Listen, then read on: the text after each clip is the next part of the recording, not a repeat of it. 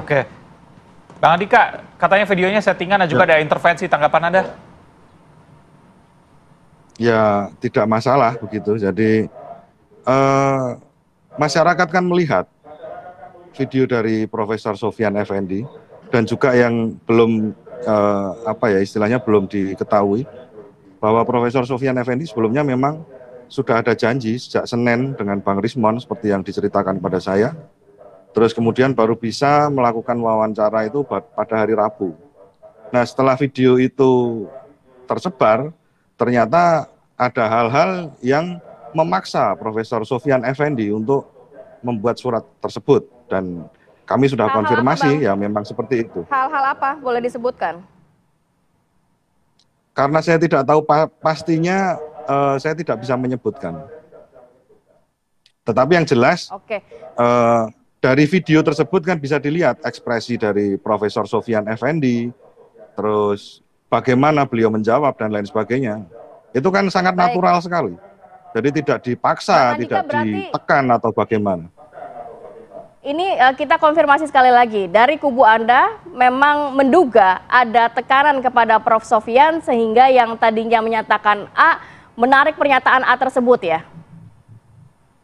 Ya sepertinya seperti itu, karena kan kalau kita lihat di materinya video tersebut, kan beliau juga menjelaskan bahwa ada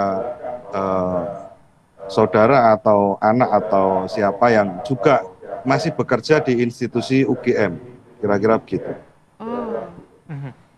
Dan itu kan, justru lebih balik ya kalau saya ya kita tuh nggak omong-omong dan katanya lah ya. Saya itu selalu mengatakan selalu dengan data dan fakta. Datanya kan ada surat yang sudah ditandatangani oleh Pak Sofyan Effendi itu. Tapi Anda menjamin bahwa tidak ada tekanan? Nggak ada tekanan, dari mana? Pak Jokowi udah nggak berkuasa kok. Bagaimana ada tekanan gitu loh, ya. Ya menurut saya, ya beliau mendapat hidayah lah, wah ini saya salah gitu loh. Ya makanya dia menuliskan itu, gitu kan. Kalau enggak ini kan berlebar lagi kan. Ya kan mau lebar lagi nih, bola liar lagi. Tapi tadi katanya ada keluarganya Prof yang juga masih bekerja di... Ya silakan saja, kalau keluarganya beliau itu ya silakan aja bersaksi. Jadikan aja saksi, berikanlah bukti-bukti yang ada gitu. Jadi jangan katanya-katanya lagi gitu lah. Bang Andika, jangan kata-katanya. Jangan kata-katanya. Jadi double-double saya yang bertanya. Silakan Bang. Ya, jadi memang bukan katanya, itu kan bisa dilihat secara fisik ya. Jadi bagaimana dalam video itu Profesor Sofyan Effendi berbicara, gesturnya, bahkan beliau tersenyum dan bahkan antusias ketika menjawab pertanyaan-pertanyaan, gitu loh. Jadi ketika itu ini diperpanjang dan muncul surat itu justru semakin memperjelas bagaimana cara bermain dari pihak-pihak ini kan begitu. Ini jelas kalau sudah bisa dilihat. Gitu. Ya, baik. Saya ke Bang Ipang. Bang Ipang, nampaknya ini politis sekali. Anda lihatnya gimana? Ya politisnya gimana maksudnya Bang Reza? Karena masing-masing kan kalau kita ngomong ke kasus hukum sepertinya ini sudah melebar begitu ya. Ada tuduhan masing-masing, dibilang video ada tekanan lah, mencabut laporannya kembali, mencabut keterangan yang sudah diberikan lah. Bahkan Pak Jokowi juga menyatakan ada agenda besar di balik ini. Nah, ya itulah memang ini antara kekuatan hukum dan politik ya. Ini jadi di satu sisi persepsi mengatakan ini untuk mendelegitimasi marwah wibawa Presiden Jokowi, termasuk bangunan kekuasaan yang dia pernah bangun selama ini kan. Termasuk soal dinasti dan Gibran mengamankan posisi 2029 gitu. Nah itu sisi politiknya bisa kita lihat, itu yang pertama. Yang kedua, di dalam kasus yang hampir 6 bulan ini kan kemampuan mengatur napas ya, daya tahan masing-masing. Kita lihat kemampuan dari pro dan kontranya, itu kan masing-masing mereka berupaya untuk meyakinkan itu publik. Nah, kalau soal penilaian persepsi masyarakat, mereka punya penilaian masing-masing terhadap kasus ini. Tapi banyak yang populer karena kasus ini, orang nggak terkenal jadi terkenal udah banyak, kan? Orang yang muncul ya, publik. Kalau saya ya udah 15 tahun tampil di sini kan. Jadi saya juga melihat aja gitu. Ya artinya mereka mendapatkan keberuntungan juga dengan adanya kasus ijazah ini.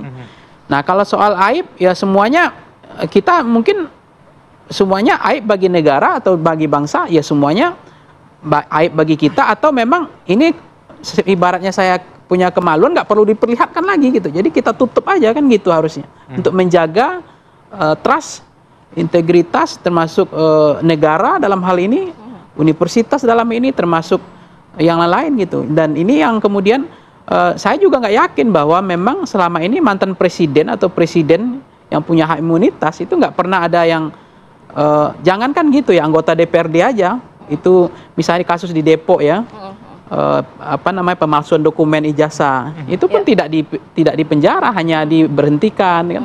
Termasuk di Saburaju di NTT kan, itu juga hanya 1 tahun, itu pun warga negara asing dia warga negara asing mengaku warga Indonesia.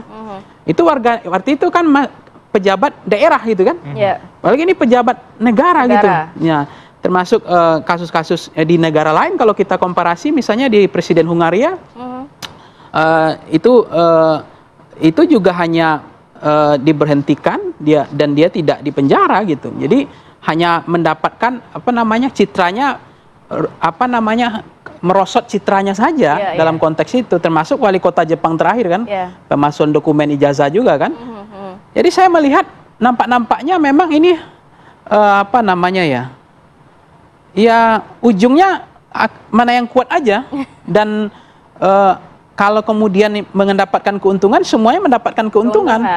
Karena kita nggak tahu dalam konteks ini, kalau misalnya selama ini pejabatnya mundur atau dikena sanksi, itu pun tidak dipidana pada pemalsuan dokumen. Selama ini kan mereka juga seolah-olah tidak mendapatkan efek jerah juga soal itu. Hanya soal etika saja kan. Jadi sanksi sosial lah. Iya, sanksi-sanksi sosial begitu saja selama ini. Inilah yang kemudian menjadi challenge, tantangan kita ke depan ya. Sepertinya ya ujungnya begini aja, ya ribut bising aja. Mas Ipang, tadi Mas Andika mengatakan bahwa ini sebenarnya mempertanyakan karena ini kan didaftarkan saat menjadi wali kota, gubernur DKI, bahkan presiden 2 periode. Tapi kalau kita menelisik, boleh menarik dari pernyataan PDIP yang membersamai Pak Jokowi selama kurun waktu itu, yang justru saat ini mengatakan PDIP tidak ingin larut dalam polemik ijazah Jokowi, justru seakan lepas tangan nih Mas Ipang. Ya saya nggak tahu cuci tangan, lepas tangan atau apa ya. Yang penting kan sekarang ini kan selama UGM-nya masih memverifikasi bahwa itu valid dan itu ijazah itu benar, itu selama itu kan lebih rumit, di pengadilannya rumit, termasuk saya juga kritik Bareskrim ngurus ijazah kan ada di Indonesia cuma ada. Ada kan itu PT UN ranahnya. Itu kan juga memalukan sebenarnya ngurus-ngurus ijazah begitu kan. Jadi artinya kita ini EQ Indonesia ini jangan dibawa spanse juga gitu. Nggak boleh juga kita bodoh-bodoh amat gitu loh. Masalah ijazah harus sampai ke Bareskrim gitu. Urus pengadilan aja kan. Nah itu tadi. Kalau memang ini tidak aib, ya kalau memang ada kemaluan nggak perlu takut. Karena itu kalau kemaluan memang nggak mau perlu diperlihatkan, itu problemnya. Nah ini kan cuma ditantang, di-challenge saja. Pamerkan, misalnya UGM bilang ditantang, dipamerkan ijazah sama skripsinya. Itu kan aib, kan itu problemnya juga. Tapi kalau itu nggak aib, dipamerkan pasti. Supaya ini orang-orang yang mendapatkan untungan untuk populer ini nggak ada lagi. Tutup kasus ini, karena 6 bulan ini ngatur napasnya, capek ini. Bisingnya luar biasa. Dan saya nggak tahu, betul nggak Pak Jokowi mendapatkan elektoral di sini? Populis nggak dia gara-gara kasus ini? Kira-kira itu kan juga kita harus baca, karena beliau juga nggak punya kepentingan Pilpres 2029. Tapi kalau sentimennya negatif kan repot juga. Downgrade juga, bukannya mendulang elektoral gitu, tapi justru mendowngrade beliau sendiri kan. Nah inilah rumitnya negara hukum dengan negara kekuasaan begini. Jadi maka saya bilang agak memalukan juga kita. Kalau kita lihat bagaimana proses hukum di Indonesia, berbelit-belit panjang, melelahkan, ya role modelnya kayak begini. Inilah proses hukum di negara kita. Baik. Hal yang rumit tidak disederhanakan. Ya, nanti kita akan menunggu tanggapan dari Bang Azman, tapi kita akan jeda terlebih dahulu. Tetap bersama kami di Apa Kabar Indonesia Pagi.